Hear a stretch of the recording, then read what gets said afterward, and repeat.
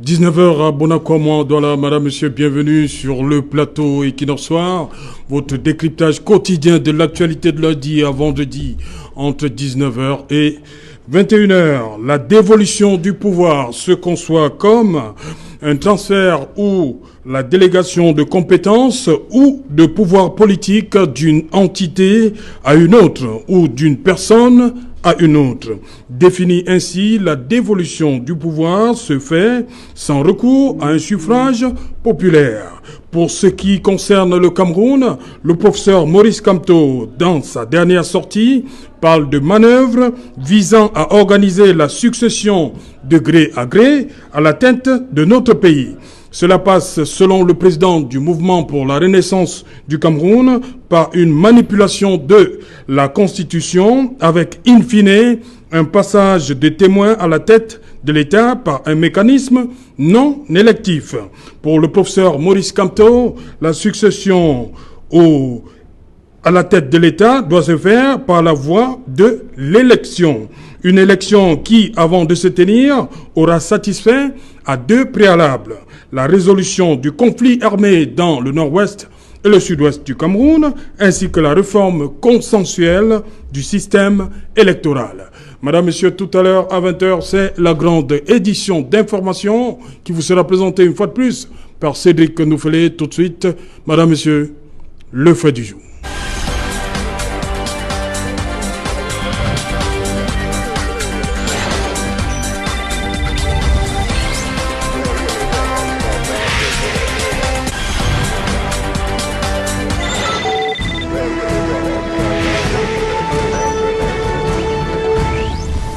Dévolution du pouvoir et gré à gré, de quoi s'agit-il? Pour en savoir, nous avons invité sur ce plateau à Douala le professeur, le docteur Luison Essomba. Bonsoir docteur.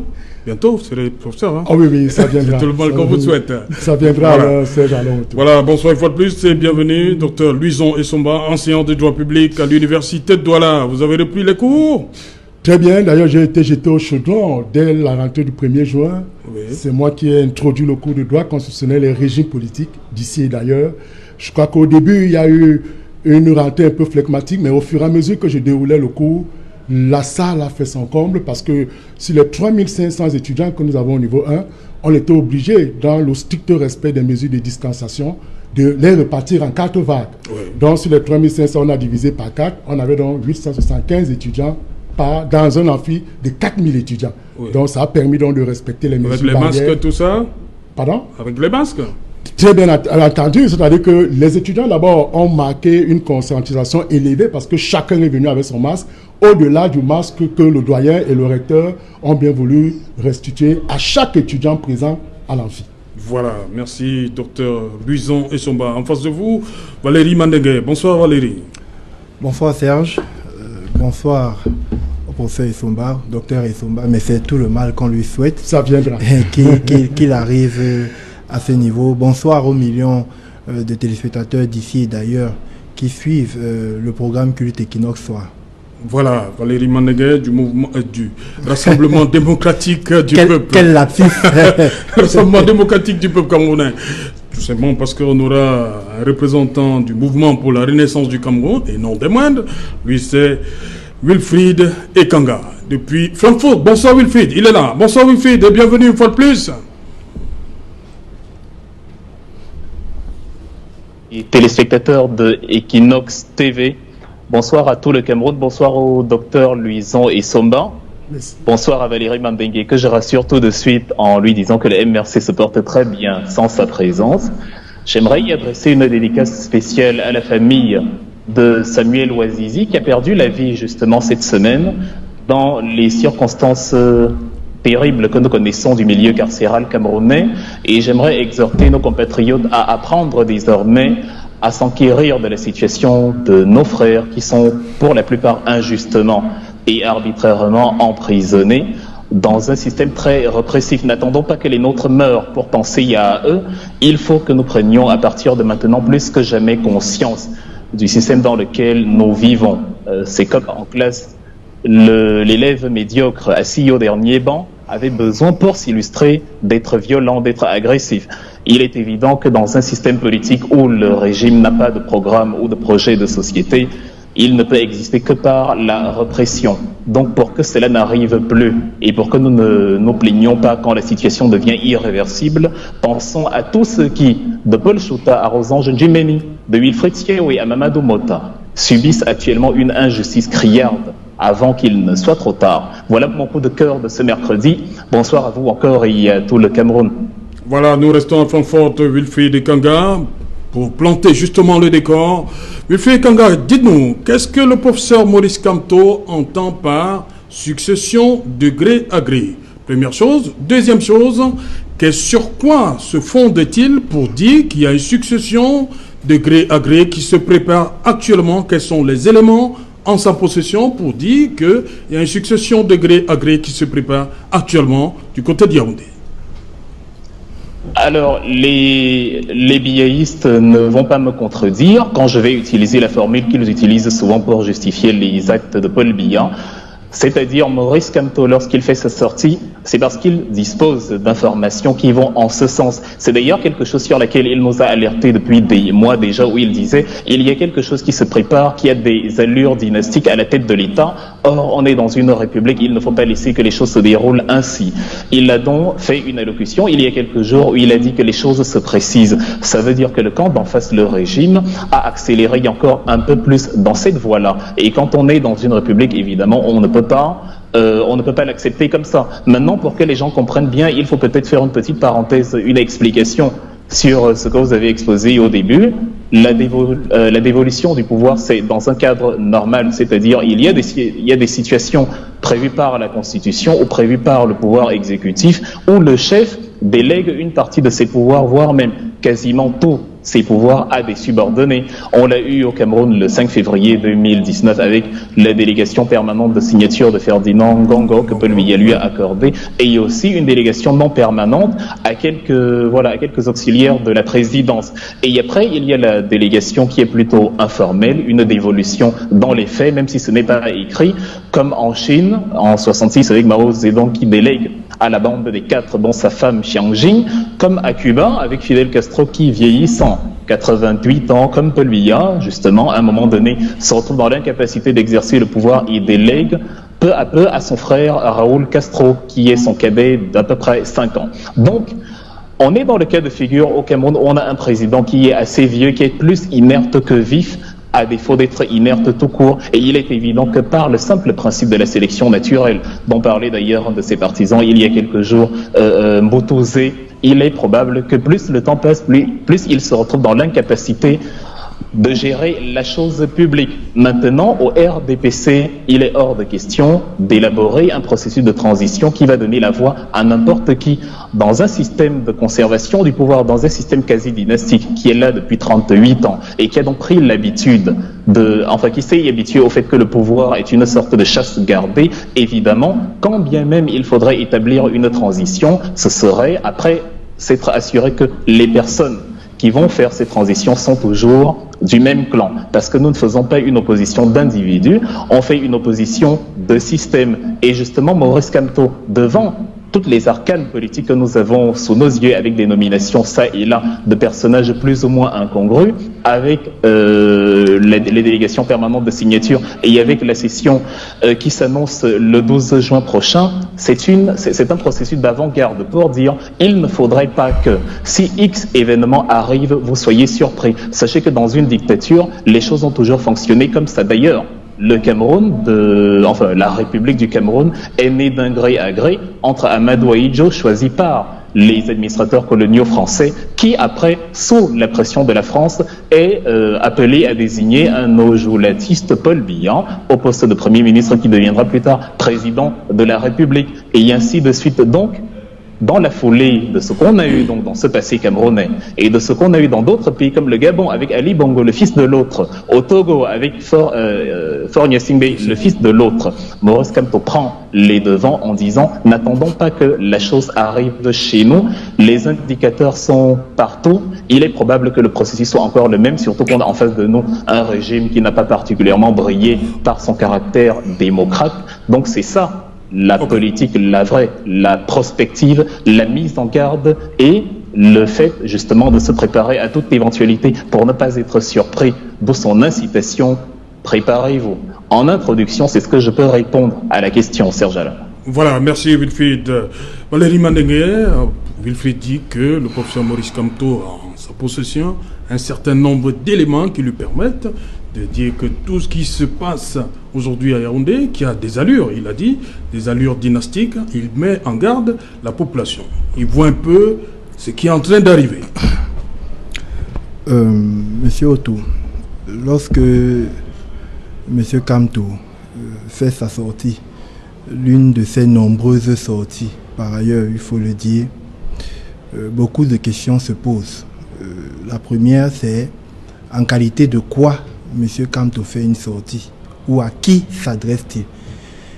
Faudrait-il rappeler ici que Monsieur Kamto n'est ni élu, ni au pouvoir, et politiquement son parti est inexistant. Donc ce qui revient à dire ici, Monsieur Wilfried Ekanga, que la parole de Monsieur Kamto n'a aucun poids politique ni aucun poids populaire dans ce pays. C'est ce que je voulais d'abord vous indiquer. La deuxième chose, lorsque M. Ekanga nous parle d'un système carcéral répressif, je voudrais lui rappeler que quand est sorti de prison, tout le monde a vu le poids qu'il avait pris. Il n'est pas sorti de prison diminué. Donc lorsqu'on parle de notre système carcéral, il faudrait qu'il se rappelle que le VIP qui était Kamto n'y est pas sorti diminué. Au contraire, on se serait attendu que, comme M. Mandela, parce que quand Mandela sortait de prison, il avait posé comme préalable que ses camarades de prison sortent et ils sortent en dernier. Mais nous avons été surpris que Kamto est sorti très vite en premier et il a laissé les autres coups à leur triste sort.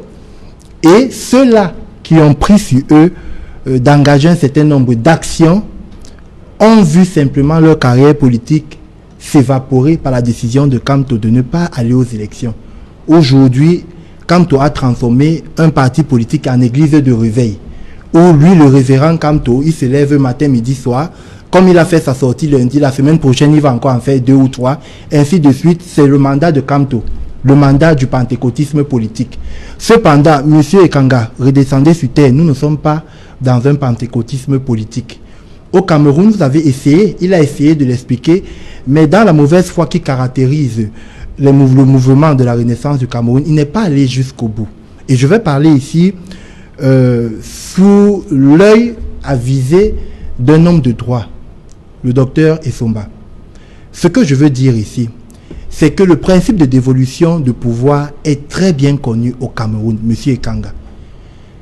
Aujourd'hui, si nous devons parler d'incapacité, encore que nous ne pouvons pas parler d'incapacité parce que nous sortons d'une élection présidentielle qui a eu lieu il y a 2 ans, nous sortons d'une élection couplée qui a eu lieu il y a 3 mois, et pas plus tard qu'il y a 3 semaines, le chef de l'État s'est adressé à la nation par rapport à la pandémie mondiale qui sévit au Cameroun. Donc nous avons un chef de l'État qui est au courant de la situation, qui suit de très près l'évolution sanitaire, l'évolution politique, l'évolution économique de son pays. Donc nous n'avons pas besoin ici de rentrer dans des incantations. Monsieur Otto, il est clair, et il faut que cet amalgame soit levé. Si des personnes se sont battues et ont perdu de leur vie, pour que nous puissions nous asseoir sur des plateaux aussi sérieux que celui-ci, c'est pour que les symboles de la République ne soient pas galvaudés. Moi, je voudrais, avant que nous arrivions au fond, qu'on nous dise en qualité de quoi, quand on tient un discours avec le drapeau du Cameroun, un symbole national fort à sa droite. Le drapeau du Cameroun. Voilà, permettez-moi d'aller je reviens, parce que je veux que cette émission soit interactive. Wilfried lever le doigt, il vous répond, je vous passe la parole. Non, je n'ai pas coupé Wilfried Ekanga. Donc la bienséance aurait voulu Wilfried me laisse aller jusqu'au bout. Non. Et il va souffrir. Ok, allez-y donc. Parce que je vais laisser aller jusqu'au bout. Allez-y donc. Ce que je veux donc dire. Oui, allez-y. Parce que vous avez posé une question, je voulais que Wilfried vous réponde. Et je vous passe la parole. Je dis donc ceci. Oui. La Constitution consacre celui qui a la légitimité et la compétence à faire un discours avec le drapeau du Cameroun. Okay. Il est temps que les autorités compétentes de ce pays se penchent sur cette question Il n'est pas question de galvauder les symboles de la République à n'importe quelle fin. Et ici, il faut qu'on soit clair, M. Otou. S'il arrivait aujourd'hui, parce que le prochain rendez-vous électoral, et je veux le dire à Wilfried, il est au Cameroun en 2025. Le code électoral et la constitution de l'État du Cameroun consacrent le prochain rendez-vous populaire électif en 2025. Il n'y a pas de rendez-vous électif avant. La deuxième chose, c'est que s'il arrivait, nous sommes des êtres humains, M. Otou. Ouais. Vous pouvez sortir ici et vous avez un accident, vous décédez. Il faut bien que M. Séverin Tchounke procède à votre remplacement.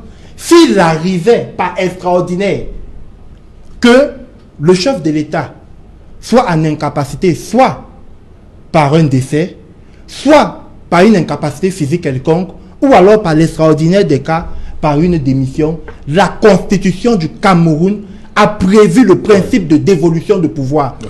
C'est M. Nyat Ndjissendi qui assurera l'intérim à la tête de la nation pendant 120 jours. Et il aura à cœur, c'est une disposition constitutionnelle, d'organiser les élections dans lesquelles il n'est pas candidat. Et d'ailleurs, la loi va plus loin. Il est même sommé de ne pas toucher à la forme du gouvernement. Ouais. Donc il faut que ce soit clair. Il ne modifie pas le gouvernement. Donc il faut que ce soit clair. Cette brèche qu'il veut s'ouvrir ici, il faut que ce soit clair. Ce n'est pas Kamto qui va remplacer M. Biya si M. Biya décède. Parce que Kamto est inéligible politiquement à compétir en ce moment et il le sait très bien. La deuxième chose, c'est que lorsque nous parlons du principe de dévolution de pouvoir, il faut très bien savoir que cela est encadré et cela est strictement encadré. Oui. Et c'est dans ce sens que le chef de l'État, son Excellence M. Biya, avait pris le pouvoir à 82, pouvoir qu'il détient aujourd'hui par la force de légitimité des Camerounais qui lui ont reconduit leur confiance il y a 2 ans. Donc aujourd'hui, il n'existe pas dans l'esprit des Camerounais une question de gré à gré, une question de vacances de pouvoir. Encore lorsqu'on va aller plus loin, on va demander où est le bilan de toutes les actions que M. Kamto annonce ci et là. Cet État est dirigé, M. Otou.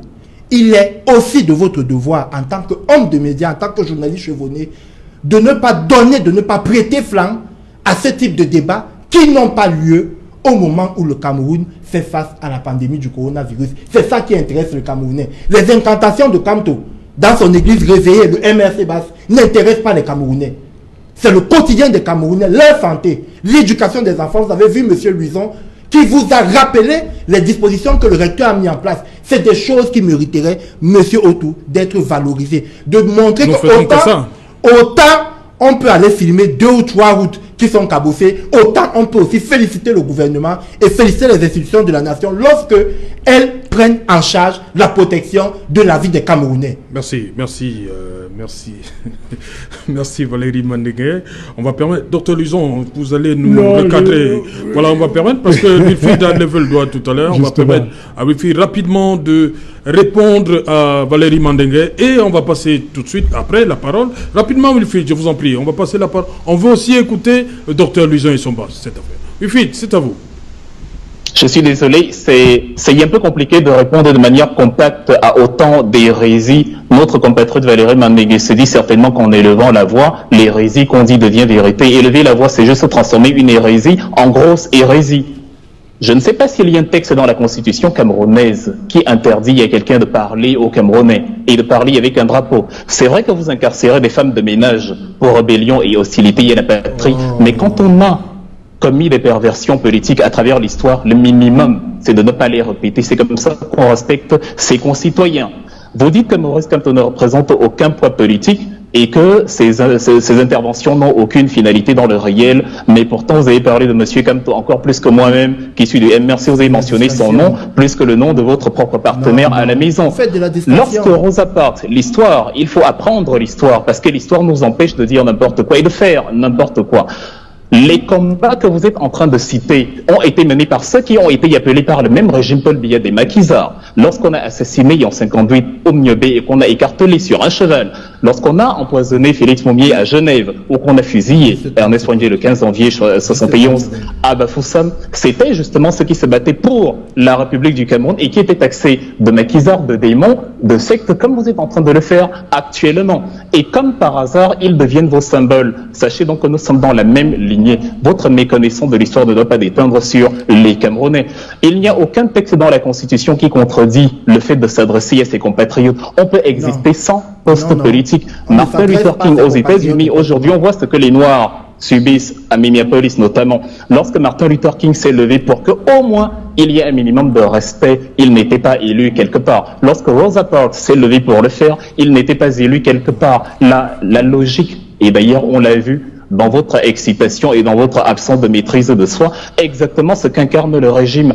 Quand on est dans une émission sérieuse, et d'ailleurs vous l'avez dit, il ne faut pas raconter des inepties aux Camerounais, c'est-à-dire le système carcéral fonctionne très bien et les gens ressortent de là-bas en ayant pris du poids. Rosange Ndjimeni a été tabassée enceinte parce qu'elle avait simplement, dans ses droits, recommandé à ses concitoyens de ne pas aller aux élections. Le ministre de l'administration territoriale déclarant que l'élection, enfin l'appel au boycott est anticonstitutionnel parce que vous décrétez selon vos humeurs ce qui est dans la Constitution ou non. Mamadou Mota a eu le bras fracturé, Wilfred Siao a eu le crâne ouvert. Aujourd'hui même, on est en train de parler du décès de quelqu'un, monsieur Ouazizi, et vous êtes en train de dire que tout se passe très bien dans l'univers carcéral. Merci, si vous avez vos avantages dans le système, ne généralisez pas une situation. Le peuple camerounais ne vit pas le confort que vous vivez, peut-être. C'est comme les routes bitumées au Cameroun. Quand on dit quelques routes cabossées, c'est plus de 80% des routes du Cameroun qui ne sont pas bitumées. Sortez de vos œillères, les choses ne se passeront pas comme vous le pensez. Merci Wilfried. Rapidement, 30 secondes. Je vous en non, je voulais dire... Vous avez demandé 30 secondes. On va écouter le docteur Luison aussi. Oui, j'ai même demandé au docteur. En fait, on est toujours amusé lorsqu'on écoute les représentants du mouvement de la Renaissance du Cameroun. C'est de l'esbrouffe, c'est du populisme, mais alors à l'état pur. Lorsqu'ils nous parlent de Mamadou Mota, pourquoi ils ne rappellent pas aux Camerounais que Mamadou Mota était à la tête d'une révolte, d'une rébellion à la prison centrale de Kondengue? Pourquoi ils ne rappellent pas que légalement, un parti politique, selon l'article 3 de la Constitution, a pour principal objectif de concourir au suffrage? Il n'a pas pour rôle d'empêcher l'expression du suffrage.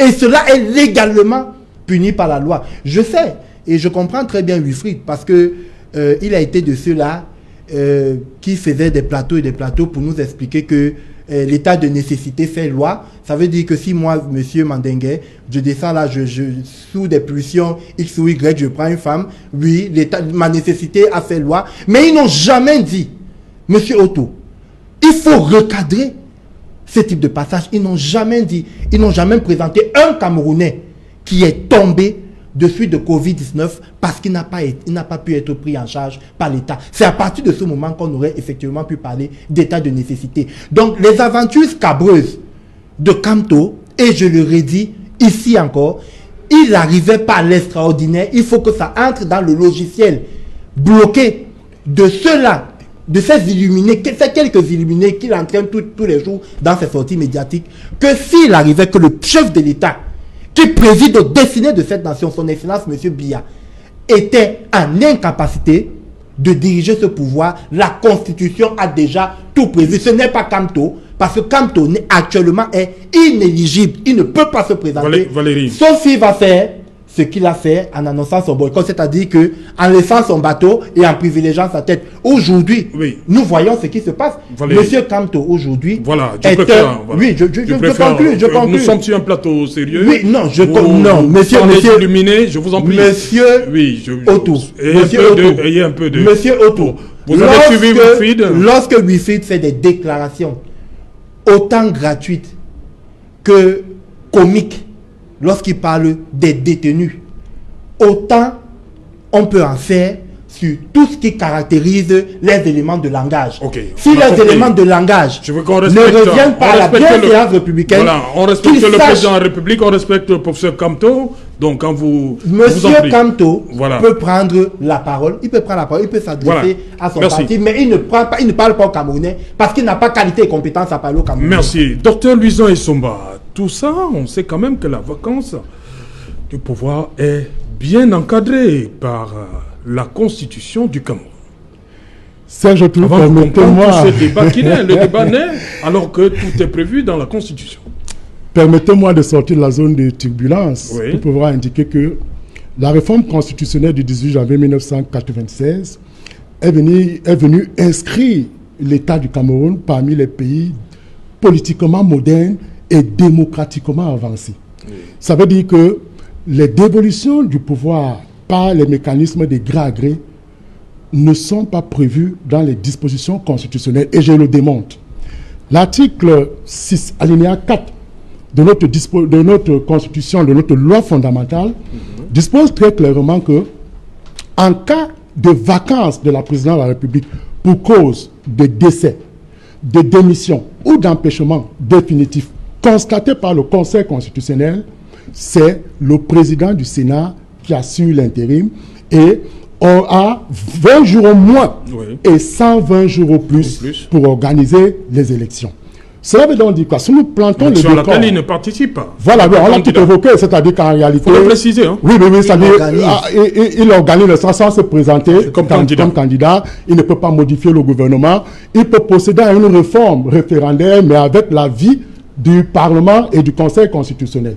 Donc, cela étant dit, disons aux Camerounais que plongeons dans l'histoire pour indiquer que nous avons eu une succession de gré à gré en interprétant la Constitution, la réforme constitutionnelle du 9 juin 1979, en son article 7, qui disposait clairement que, en cas de démission, disons, en cas de vacance du pouvoir pour cause de démission, de décès ou d'empêchement définitif du président, c'est le Premier ministre qui immédiatement prend fonction et assure la période du mandat qui s'achevait. C'est-à-dire que je pense qu'en 82, il restait, je crois, 3 ans au président Amadou Ahidjo. Donc, dans le principe de la lettre et de l'esprit de la Constitution, de la réforme constitutionnelle de 1979, le président Paul Biya venait donc dans l'esprit d'achever les 3 ans qui restaient au président Ahidjo. Donc, voilà comment sont déclinés les mécanismes de dévolution. Là, on pouvait penser à ce qu'on a appelé le dauphinat constitutionnel et qui nous range effectivement dans la logique d'une transmission de pouvoir de gré à gré. Parce qu'on constate là que le président Ahidjo, président de l'UNC, cède le pouvoir au vice-président de l'UNC qui est Paul Biya. Nous sommes donc dans une logique de transition démocratique et non d'alternance démocratique. Alors maintenant, le test de 96 pose les balises d'une alternance démocratique en disant que, en cas de vacances, il est organisé une élection. Nous sommes dans une démocratie pluraliste. Ça veut donc dire que l'élection est la caractéristique la plus significative d'une démocratie pluraliste. Ça veut donc dire quoi? Que si à présent, on procède, on prend un exemple, on ne dit pas que c'est cela qui peut arriver. Si on procède à une révision de la Constitution, où on crée par exemple un poste de vice-premier ministre et de vice-président, autant pour moi, et que ce poste est occupé peut-être par quelqu'un qui milite encore au sein du RDPC, là nous sommes dans une transition démocratique et non dans une alternance démocratique. Donc l'alternance démocratique renvoie à quoi? Ça renvoie au fait que le leader anciennement au pouvoir devient désormais, rentre dans l'opposition et un membre de l'opposition devient dirigeant de l'État. Voilà la logique justement de la transition et de l'alternance démocratique. Voilà. Maintenant, disons aussi que notre constitution, la loi constitutionnelle du 18 janvier 1996, précise les hypothèses de vacances. 1. La démission. 2. Le décès. 3. L'empêchement définitif. Ce qu'il faut pouvoir indiquer, c'est que lorsque nous lisons clairement chacune des hypothèses débouchant à la vacance, on se rend compte que notre constitution, en réalité, est sibylline sur les questions. Je prends l'exemple. Quand vous prenez le décès... Voilà, le décès. On commence par le décès. On commence par le décès puisque c'est la finitude humaine. Oui. Alors, on dit, en cas de décès, du président de la République, le président de l'Assemblée nationale saisit le président du Conseil constitutionnel qui ouvre dans la vacance. Or, la Constitution est silencieuse sur le fait de savoir qui annonce le décès. Président du Conseil constitutionnel. Qui annonce le décès? C'est-à-dire que est-ce le directeur du cabinet civil? Est-ce que par quel canal? Le président du Conseil constate. Il n'annonce pas. Le docteur Luison demande qui annonce. J'attends qu'il termine. Oui, attention, parce que j'ai dit les 3 hypothèses et je vais vous évoquer à chacune des hypothèses un certain nombre de questions qui me paraissent assez difficiles. Alors, à cause du décès, vous posez un problème. Qui annonce le décès? Qui annonce le décès? Imaginez-vous, le président de la République décède au palais. Je prends un exemple. Qui va l'annoncer au président de l'Assemblée nationale? La Constitution est silencieuse sur ce point. Donc, il faut que de légiférant là, on puisse corriger cette incongruité. Parce que qui l'annonce? Est-ce le directeur du cabinet civil? Même si c'est lui, par quel canal? Est-ce le secrétaire général? Pas le secrétaire. Par quel canal? Par la voie de la CATV ou en saisissant par écrit le président de l'Assemblée nationale? Donc sur cette question, la Constitution est silencieuse. Prenons la deuxième hypothèse. La démission. La démission. Le président de la République démissionne. Et là, c'est un peu plus clair parce que la démission est solennelle. Et le président... peu comme le 4 novembre 82. Oui. C'est-à-dire que on a attendu à 20h. Voilà, comme en 82. Nous ont dit que le journal générique a tourné pendant longtemps. Comme en 82, le président de la République à 20h23. Oui. Le 4 novembre 82. Le 4 novembre 1982, à 20h23, annonce sa démission. Qu'est-ce qu'il a fait? Le Conseil constitutionnel n'existant pas encore, il a porté la démission au président de la Cour suprême. Et le président de la Cour suprême, justement, notifie donc la démission, fait une copie de la démission au président du Sénat qui n'existait pas encore, mais c'était au président de l'Assemblée nationale. Oui. Donc voilà comment c'est prévu. Maintenant, même quand il y a donc démission et que le président démissionne, le président qui assure l'intérim, comment va-t-il faire? Il prête serment devant qui? Il utilise quelle formule? Donc, la question de l'intérimaire pose encore un véritable problème. Est-ce que Nia Difendi qui remplace Paul Biya va dire « Je suis le président de la République ». Or, il est un intérimaire. Parce qu'il faut distinguer l'intérimaire de l'institution présidentielle. Et il y a donc encore un problème que notre Constitution doit régler. Maintenant, prenons la dernière l'empêchement définitif. L'empêchement définitif. Le président est définitivement empêché. Comment constate donc que le président est définitivement empêché? Parce qu'il est devenu sourd, aveugle ou dans un coma long ou profond? C'est encore plus compliqué. Oui. Et de savoir... la troisième hypothèse est plus compliquée que les précédentes. Toutes les hypothèses là sont très compliquées, tout pour les mettre en pratique. C'est la raison pour laquelle, en réalité, l'interprétation exégétique de nos dispositions constitutionnelles nous met dans une logique où, en réalité, on ne peut pas vivre une véritable alternance démocratique, mais plutôt une transition démocratique. Voilà, j'ai envie de vous poser une dernière question. Vous avez dit qu'il manque un certain nombre d'éléments. C'est voulu, le législateur n'a pas vu tout ça? Le constituant a laissé des failles. Oui. Vous voyez, je vais vous prendre un exemple, surtout sur le décès. Ce n'est pas, l'apanage du Cameroun. Certains États africains ont vu leur chef d'État décédé. On se rappelle en Guinée avec Lassana Conté, qui décède le 22 décembre 2007 et c'est annoncé 6 mois plus tard.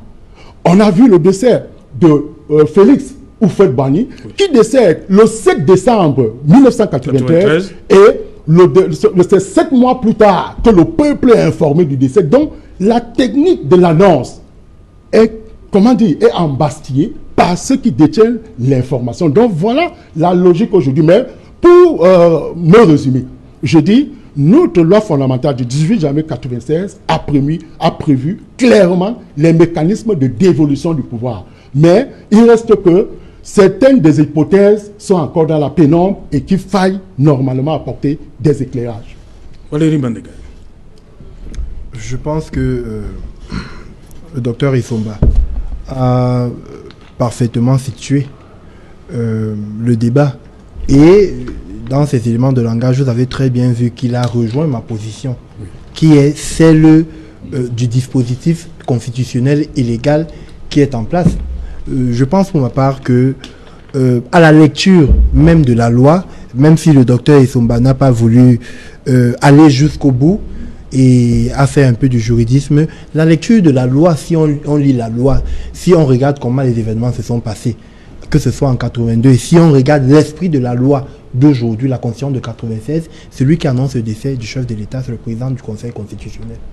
Parce que saisi par qui de droit pour annoncer de ce décès. Donc c'est le président du Conseil constitutionnel. Maintenant, pour ce qui est du reste, nous le savons tous, nous l'avons dit assez ici, que le président du Sénat... Valérie Mangende, c'est écrit où là? Non, pas du tout. C'est écrit où que c'est lui qui annonce? Je dis bien ceci.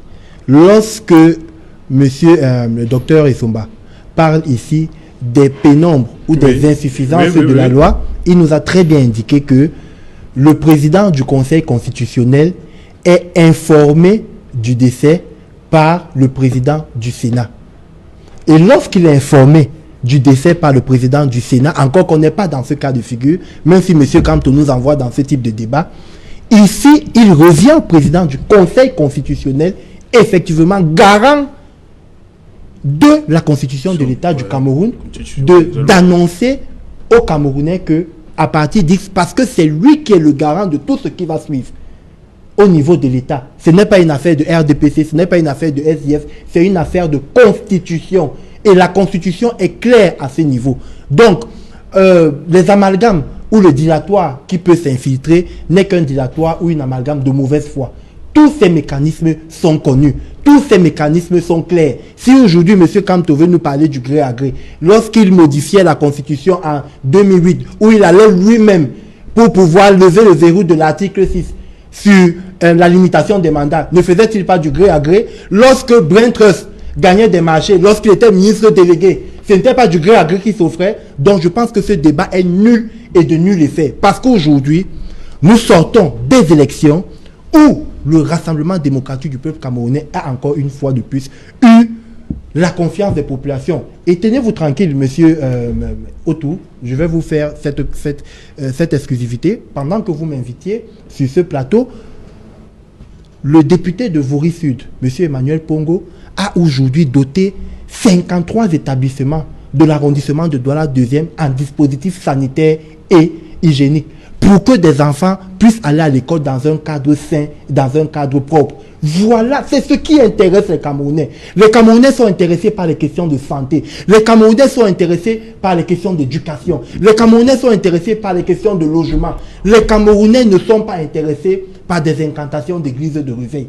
Si le révérend Kamto a décidé de faire du MRC une église de réveil, libre à lui. Mais simplement, il faudrait qu'on dise à M. Ekanga, qu'on dise à ceux qui le suivent encore, malgré qu'il soit au fond du trou, que M. Kamto, d'une façon ou d'une autre, ne pourra pas, parce que la prochaine élection, j'insiste sur ce fait, M. Serge Otou, est en 2025.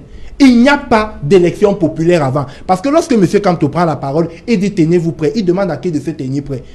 Les Camerounais se tenaient prêts pour lui, pour qu'il soit le 9 février dans les urnes. Il a fui les urnes.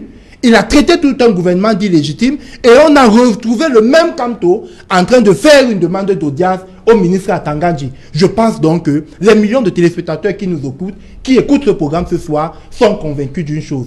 Si M. Kamto est un pape, eh bien il est un pape de l'incohérence. Mais Serge, oui, je voudrais un peu apporter un léger éclaircissement pour dire à Malengue qu'en réalité, la disposition qui semble un peu plus claire, c'est celle de la démission. Oui. C'est celle de la démission qui est un peu plus claire. C'est-à-dire le président, il démissionne. On dit, il fait une annonce solennelle et il notifie le président du Conseil constitutionnel. Et le président du Conseil constitutionnel fait une copie au président du Sénat. Vous voyez? Mais maintenant, par rapport aux autres choses, sur par exemple le décès, tant que le président de l'Assemblée nationale n'est pas informé, le président du Conseil constitutionnel ne peut pas s'auto-saisir. Il doit donc attendre l'information que doit lui donner le président de l'Assemblée nationale. Vous voyez, c'est en cela que je dis que l'information peut disparaître entre le cabinet civil et l'Assemblée nationale. Où on peut ne pas porter l'information au président de l'Assemblée nationale. Et même si on lui portait l'information, le président du Conseil constitutionnel ne peut ouvrir la vacance que dès lors qu'il est saisi de manière formelle par le président de l'Assemblée nationale. Monsieur Malestor, c'était dans la précision que j'ai voulu faire parce que... Moi, je vais avec la permission de Serge, je vais même dans votre sens aussi. Oui. Je vais vous demander, docteur, où est-ce que, dans quel lieu public républicain, dans quel lieu institutionnel se discutent les questions de constitution?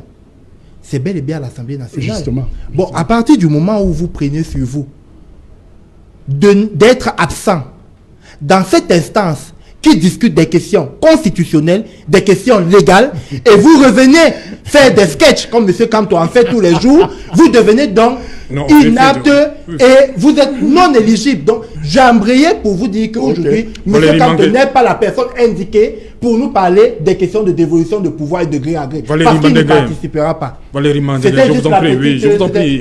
Soyons le langage. Non, le langage est soigné. Je vous en prie. Le langage est soigné. Soyons le langage. C'est une émission sérieuse. Monsieur Outou. Oui, le langage est soigné. C'est pas les réseaux sociaux. Non, personne ne fait du sur les réseaux sociaux. Soyons le langage. Beaucoup de gens nous suivent. Juste une précision. Oui, on va... Wilfried, il attend depuis... Oui, on va lui passer la parole. Juste pour dire à Mandeke que non, quand il dit que Kamto ne peut pas, c'est une position de principe qui me semble radicale. Oui. Parce qu'il y a des possibilités qui sont offertes à Kamto de se présenter si aujourd'hui il y a une vacance de la présidence. Par exemple, il peut avoir les 300 signatures de la candidature indépendante. Peut-être ça peut être compliqué, on ne sait jamais, nous sommes en politique. Ou bien il peut être investi par une formation politique. Et il va abandonner les siens. Voilà, c'est dans la politique. C'est là pour dire qu'il y a des possibilités. Merci. Et pendant ce temps, il a brisé le réseau politique de beaucoup d'autres. Merci. Wilfried Kanga, on parle de la vacance du pouvoir qui est bien encadrée dans la constitution du Cameroun. Attends un instant, ma caméra... Oui, Wilfried? Ça va? Oui, allez-y. La vacance du pouvoir est bien encadrée par la Constitution. Oui, Serge, j'ai entendu beaucoup de choses. J'ai vraiment entendu beaucoup de choses. Et j'aime la fin de l'échange qu'il y a eu entre M. Essomba et Valérie Mandé parce qu'il a eu un petit aperçu de la grande ignorance qu'il a des sujets qu'il énumère à grands cris parce qu'il continue de penser que c'est en criant que les inepties qu'on dit vont devenir des vérités. Vous êtes donc informé que M. Kamto peut être président de la République. Vous l'avez grogné 1000 fois sur le plateau. Vous n'avez même pas mesuré à quel point vous étiez ridicule aux yeux de ceux qui vous écoutaient. De deux, Maurice Kamto n'a jamais dit qu'il va être président à tous les prix. Il a dit et il l'a répété à maintes fois, si ce n'est pas moi, ce sera quelqu'un d'autre. Même vous, si vous aviez un peu de bonne foi, vous pourriez être président de... Oui, une minute. J'ai demandé que ce soir on fasse une émission. Voilà. On invite le dérapage verbal. Vous en prie. Exactement. Dans la continuité, évidemment, ça n'exclut pas qu'il faut appeler un chat. Parce qu'en parlant d'incohérence, s'il faut énumérer les incohérences du RDPC, je crois que le réseau serait plus long que 6 fois la distance entre la Terre et la Lune. Vous parlez au début, dans vos interventions, vous dites que Mamadou Mota, parce qu'il faut, comme beaucoup de choses ont été dites, et que notre peuple ne doit pas être imbécilisé, il faut l'édifier sur ce qui est son droit. Lorsque Mamadou Mota va marcher, vous justifiez le fait qu'il soit allé marcher, vous appelez cela révolte, et vous expliquez que c'est pour ça qu'il a eu le bras brisé. C'est-à-dire que votre niveau de cynisme dépasse les plus hauts sommets. Vous justifiez le fait qu'une femme de ménage arrêtée chez Albert Zangan se fasse incarcérer pendant 9 mois pour hostilité à la patrie. Comme Maurice Kamto a pris du poids à sa sortie de prison, c'est une bonne chose. Vous justifiez le fait que Rosange Njimeni, dans la Constitution que vous récitez, il y a grand fracas, sans toutefois la connaître dans son application réelle, une femme enceinte qui, sans empêcher ses concitoyens, ne faites pas d'abus de langage, sans empêcher ses concitoyens d'aller voter, la preuve, ils sont allés voter, du moins selon vous, elle recommande qu'il vaudrait mieux ne pas y aller parce qu'il y a des faits que vous avez peut-être occultés. Monsieur Sam Sévérin Ango se rend à Ibolova pour faire le meeting de la campagne que vous avez recommandé. Il dit on va donc aller aux élections, on va faire un meeting, on va convaincre nos concitoyens de notre projet politique. Est-ce qu'il est arrivé à Ibolova? Point d'interrogation. Est-ce qu'on lui a versé de l'eau sur la route en lui disant rentrez chez vous, à lui et son groupe? Point d'interrogation. Pardonnez au MRC de ne pas se contenter de 2-3 personnes pour faire de la figuration à l'Assemblée et faire le jeu du RDPC qui aura de toute façon la majorité. On voulait une élection véritable. Et la seule rationalité consistait à ne pas y aller dans le cas de figure actuel, parce qu'en fait, on recommandait que les élections ne se tiennent pas. Mais dans un régime de conservation du pouvoir où le peuple est un bétail électoral et où ses intérêts véritables ne comptent pas, vous avez été très assidus à respecter le calendrier pour avoir vos élus et faire ce que vous allez faire ensuite. Rosange Ndjimeni, dans cette recommandation-là, dit à ses concitoyens, nous, on ne va pas aller aux élections, on vous exhorte à ne pas faire de même parce que regardez ce qui nous arrive. Gaëtan Gankam a été tabassé par le sous-préfet et son chauffeur à Kekem. Ce sont des faits qu'on relate. Tant d'éléments qui nous ont conduits à dire il est hors de question que nous allions dans une élection où le minimum, le préalable pour cette élection-là n'est pas respecté, à savoir les droits fondamentaux, les libertés publiques. La Constitution n'interdit pas la manifestation. La Constitution consacre un cadre et elle dit les forces de l'ordre surveillent à ce qu'il n'y ait pas de débordement. Ce que les autorités à Banganté ont dit à Rosange Ndjimeni, à savoir on ne veut pas vous entendre ici c'est le RDPC. Ce qu'on a dit à Ibolova en disant c'est le socle granitique du RDPC de Paul Biya ne figure nulle part dans la Constitution. Ne faites donc pas maintenant comme si vous aimez trop les Camerounais en évoquant leurs soucis de santé. Vous avez rouvert les bars et on est passé, au lieu des 6000 comprimés de chloroquine que Madeleine Chente nous promettait, on est passé à 6000 cas de coronavirus. Ce n'est pas maintenant que vous allez manifester de l'empathie envers les élèves en disant que voilà, on leur a offert des kits. Allez à Ndikinimeki, allez à Mora, allez à Mokolo. Le Cameroun n'est pas que Yaoundé et Douala. Et sortez de la torpeur qui vous fait penser que pour parler dans une république, il faut être élu. C'est-à-dire, c'est une conception mais totalement hérétique de la société. Il y a 360 communes, il y a à peu près 10 000 conseillers municipaux, il y a 180 sièges à l'Assemblée nationale et 100 postes au Sénat.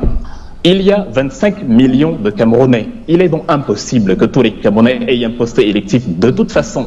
Si vous voulez empêcher le peuple de s'exprimer, sachez que vous empêchez 99,99% de la population de s'exprimer. On peut s'exprimer qu'on soit élu ou pas. Il y a les organisations non gouvernementales, il y a les associations, il y a les organisations de la société civile. Il y a 1001 moyens de s'exprimer dans une république et de faire valoir ses droits. Quand on gouverne, puisque tout le monde paye des impôts, qu'il ait élu Paul Biya ou pas, tout le monde a donc le droit d'exiger, il y a Paul Biya, la réforme justement du système de l'infrastructure sociale. Et si quelque chose manque, il a le droit de le réclamer. Et si c'est une personne publique qui a de la notoriété et qui est écoutée par des Camerounais, même si vous n'écoutez pas parce que vous avez horreur de la vérité, sachez qu'il a le droit de le faire. Que ça vous plaise ou pas, le drapeau camerounais n'est pas un monopole du président de la République. Le drapeau camerounais est sur toutes nos cartes d'identité, sur tous nos passeports. Quand on est à l'étranger, on le brandit et on dit il est camerounais, on n'est pas président pour cela. C'est ce que vous devriez comprendre, c'est ce que vous devriez comprendre entre autres choses. Nous sommes donc dans un contexte où, d'un côté, quand ça vous arrange, parce que vous confondez la science au commérage, quand ça vous arrange, Maurice Kamto, de toute façon, n'a servi à rien dans l'affaire Bakassi, c'est Paul Biya qui a fait de lui quelqu'un, et le lendemain, Maurice Kamto devient subitement omniprésent. Le cabinet Brentford, c'est lui, la constitution camerounaise, c'est lui, etc. Attention, sachons raison garder. Dans la problématique actuelle, on a confondu dans l'analyse, et j'ai beaucoup aimé l'intervention de Monsieur Essomba, mais je crains qu'on ait confondu dans l'analyse ce qui devrait être à ce qui est. On parle comme si le Cameroun, le régime camerounais respectait sa constitution. Le fait de la prolongation du mandat présidentiel n'est pas de Maurice Kamto en 2008. Ne racontez pas cela aux Camerounais, c'est une hérésie encore. C'est Paul Biya qui décide de prolonger justement le mandat présidentiel pour se représenter, parce que l'appétit vient en mangeant. Il faut rester au pouvoir le plus longtemps possible. En ce sens-là, il n'a pas respecté la Constitution. Lorsque, en 1976, le 18 janvier, on dit en cas de vacances, la présidence est assurée par l'intérim est assuré par le président du Sénat. Il n'y a pas encore de Sénat à ce moment-là parce qu'il verra le jour en 2013. Ça veut dire que pendant près de 2 décennies, la Constitution elle-même était erronée de ce côté-là parce qu'on ne voyait pas l'intérêt de matérialiser un texte qu'on avait soi-même rédigé. Et lorsqu'on a eu les élections en 2018, je ne sais pas quel texte de la Constitution permettait à Paul Atanganji d'aller chercher les 7 émissaires de Transparency International dont vous-même, vous ne savez pas à l'heure actuelle la provenance. C'est devant cet amoncellement de tricherie et de fraude, cet amoncellement de perversité politique que un homme averti en vaut 2, un politicien, un politologue averti en vaut 200. Qu'on met justement, on prend les devants et on se dit de manière préventive, il ne faut pas que, avec justement ce que nous sommes en train de voir de ces gens qui n'ont jamais respecté ni la Constitution, ni les droits de l'homme, ni aucune forme de respect de la société, ni aucune forme de matérialisation d'infrastructures, on ne peut pas s'attendre à ce que ces gens-là, que le lion devienne subitement herbivore. Ils vont certainement répéter le même procédé. Merci Wilfried. Valérie Mandengue, je vous ai vu très impatient. Oui, je voulais dire à Wilfried que le docteur Essomba, sur ce plateau, n'a fait que répéter des hypothèses venant du basique du droit constitutionnel et qui restent en somme des hypothèses. Ça, il faut le dire. La deuxième chose que je voudrais dire, c'est que je vois cela répandu sur les réseaux sociaux, comme quoi les élus de 2020 sont des élus qui accompagnent le régime RDPC. Mais je voudrais poser une question à Wilfried. Lorsque Kamto va compétir en 2013 dans le Fundi, où il est battu, il voulait être député de quoi? Est-ce qu'en ce moment, le code électoral était moins bon ou plus bon qu'en ce moment? Lorsque M. Kamto va en 2018 aux élections, il ne partait pas avec ce même code électoral. C'est donc dans cela que je parle du pape. Je le qualifie de pape de l'incohérence. Et la deuxième chose, c'est qu'en République, il faut qu'on se le dise. Nous le savons très bien. Le MSC travaille à installer un état d'anarchie, un état de nature. Mais en République, lorsque vous voulez vous exprimer en République, il y a le principe de légitimité. Et le principe de légitimité est conféré par les urnes. C'est par les urnes que vous pouvez prendre la parole et porter avec vous une idéologie, comme le portent aujourd'hui les élus qui sont en place depuis le 9 février et qui travaillent aux côtés des populations. Merci. Je tenais à faire cette précision. Merci. Il est 20h, c'est la 20h dans quelques instants parce que il est là, Cédric Nouffelé pour le 20h, justement. Il est là en position. Bonsoir Cédric, au menu ce soir. Bonsoir Serge Alain, bonsoir aux invités. Ce soir, c'est le cri d'indignation des organisations internationales, du syndicat national des journalistes du Cameroun, après la révélation exclusive d'Equinox Télévision suite à la mort d'un confrère, le journaliste Samuel Ouazizi, qui a succombé à des sévices corporels et la torture. Après avoir été arrêté il y a près de 10 mois, nous ferons le point sur cette vague d'indignation dans le journal de 20h. Nous parlerons également ce soir d'un débat qui a cours sur le traitement relatif à la chloroquine. Contre toute attente, l'OMS a fait un rétropédalage. Elle vient d'annoncer qu'elle reprend ses essais cliniques sur l'hydroxychloroquine. Pourtant, il y a 9 jours, elle est suspendue après une étude controversée publiée par une revue médicale britannique. Comment en est-on arrivé à ce rétropédalage? Élément de réponse dans le journal de 20h et Equinox, qui a eu l'autorisation de publier la réaction du professeur Didier Raoul, reviendra sur ses propos, lui qui se présente comme une star des maladies infectieuses et qui a démonté l'étude publiée par cette revue médicale britannique de Lancet. Nous en parlerons ce soir. Et concernant la situation épidémiologique, des médecins s'inquiètent. La courbe de progression du coronavirus suscite des inquiétudes et le secteur public dit être incapable de faire face à cette montée vertigineuse des cas de coronavirus au Cameroun. Et le ministre de la Santé publique a annoncé que près de 7 structures privées pourraient être prises pour accompagner le gouvernement. Dans le cadre de la prise en charge médicale, on fera le point sur la situation sanitaire relative à la pandémie du coronavirus dans le journal de 20h. C'est Jalin. Voilà, madame, monsieur, c'est donc la fin de cette première partie. Equinox Soir, on se retrouve après le 20h de Cédric pour Equinox Soir, deuxième partie. Ce sera le temps du débrief, toujours en compagnie de nos 3 invités, Wilfried Ekanga depuis Francfort en Allemagne, et sur ce plateau à Douala, le docteur Luison Essomba, en face de lui, Valérie Mandengue. Madame, monsieur, place tout de suite donc au 20h, le plus attendu de la planète, le 20h de Cédric.